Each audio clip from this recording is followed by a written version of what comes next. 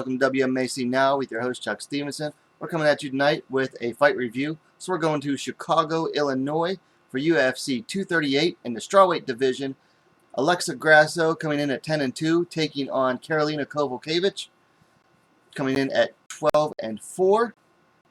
This was a fight I was very much looking forward to. If you haven't seen it yet, please go back and watch my preview for it. As I mentioned there, I'm a big fan of both these fighters. So let's look at this fight. So the big thing about this fight coming into it was watching it unfurl. The tale of this fight was the speed and technique of Grasso versus the toughness and temerity of Kowalkiewicz. I mean, that basically, those three words, speed, toughness versus speed and technique versus temerity, we'll say toughness, basically explains the whole fight. Grasso not only outstruck Kowalkiewicz throughout the fight, I mean, she did it in a beautiful way. She was constantly on the move. She was circling out to both sides. The jab, flicking it out with the quickness, landing nice straights. I mean, everything Grasso did was phenomenal. We haven't seen Alexa Grasso look this good in a fight since she battered and bloodied Jody Esquibel in Invicta back in, I think, like 2014, 2015, somewhere around there. That was the last time Grasso looked this good. I mean, we were witnessing vintage Invicta era Grasso, but I'd say her technique has gotten even better in that time. Now, that's not to say that Karolina did not have her moments in this fight. It's just that they were so few and far between, and they were hard to catch because every time Karolina landed some nice shots, they were countered even better by Grasso. I mean, even in Karolina's strongest area is the clinch, and Grasso just destroyed her in the clinch, really. Beautiful knees, but the real story of the clinch work was Grasso's elbows. They'd get in close, and Grasso would elbow her, and then she'd pull her elbow back just far enough to land it 2, 3 more times, like 1, 2, maybe even 3 times. Those elbows in the clinch by Grasso were nasty. And then it comes down to the final moments of the fight, and they just get into a firefight, and then Grasso, less than 10 seconds left, jumps onto Karolina, pulls the guillotine the same way she did against Randa Marcos, except it was even tighter than that. Had the fight not ended when it did, she might have been able to get that submission. It's hard to say. But, I mean, overall, this was just almost like a coming out party for Alexa Grasso. She hadn't fought in a year, over a year. She lost in a first round submission to Tatiana Suarez, who fought Saturday night as well. But man, Grasso looked just so damn good. And unfortunately for Karolina, just did not look good at all. So, things to work on. We'll start with Grasso, who won. Not much that I could see. I think maybe if she moved her head a little bit more. I mean, don't get me wrong. The head movement is there, which is very rare for the ladies. But Grasso actually has good head movement. I just thought she could have avoided a few more of Karolina's shots with better timed head movement.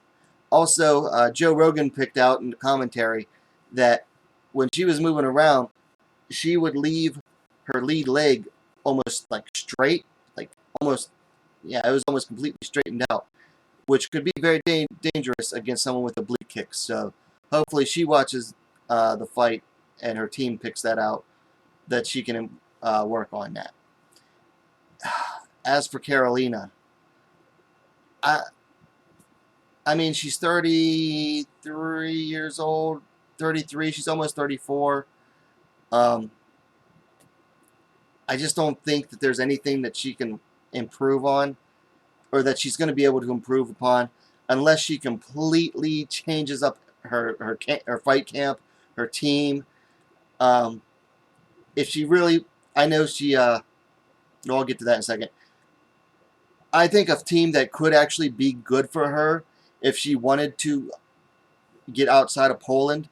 I think if she went to Tiger Muay Thai, they could do a lot of good work for her because they could build on her Muay Thai base, but they just do amazing work there with fighters. So outside of that, I just don't see what Karolina is going to be able to do to get better. I mean, there's just so much for her to work on, like speed. It seems like any speed that she had at one point is gone. Technique just isn't there anymore, and without the speed, her lack of technique is even more apparent. I just don't know what else she's going to be able to work on. As for fights to make, Grasso, I'd like to see her fight someone in the 7 to 10 range now. I think Karolina was ranked 10. Grasso was like 11 lead coming into this fight, so she might move into the top 10. We'll see. UFC, the rankings don't matter anyway, but I'd like to see her fight someone in that 7 to 10 range. As for Karolina, as a Karolina fan, this is tough to say, but Karolina, if you just happen to be out there watching this, either change camps or retire. Please. Please stop doing this to yourself. I mean, it just doesn't seem like it seems like the heart's there, the toughness is there, but nothing else is. And I don't want to see Karolina keep getting beat up. I mean, she even admitted into a tweet. She basically sent out a tweet saying that, I'll see if I can find it real quick here. I don't have time for that. She sent out a tweet saying, you know, her ability, it just is not there anymore to hang with the top fighters. I mean, so even she knows that doesn't have it anymore. And the crazy thing is, before this fight, after her last fight, she signed a new 6-fight deal with the UFC. I don't see that 6-fight deal getting played out. They might give her one more chance, but I mean, at best, I'd like to see her maybe go back to Invicta. I think she can be competitive there.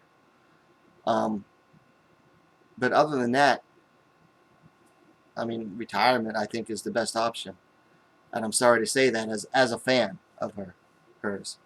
But as a true fan knows when to say, you know, when a fighter needs to hang it up, and I think she probably needs to hang it up.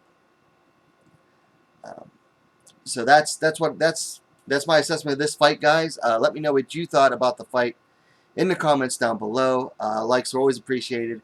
And what are you waiting for? Subscribe to WMMA now, the fastest growing women's mixed martial arts dedicated platform on YouTube. We'll see you next time.